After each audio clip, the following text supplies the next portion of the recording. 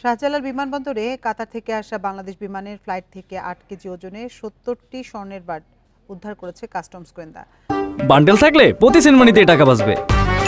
বিকাশ send money bundle কিনে জিতুন প্রতি লেনদেনে, যার আনুমানিক বাজার মূল্য প্রায় ১২০ কোটি টাকা।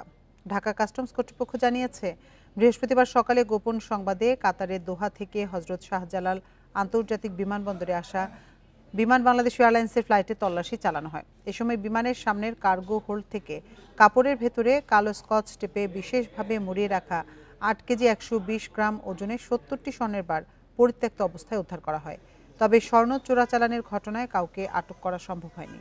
এ ঘটনায় কাস্টমস আইন ২০২৩ ও মানি লন্ডারিং প্রতিরোধ আইন অনুযায়ী পরবর্তী আইনি ব্যবস্থা নেওয়া হচ্ছে।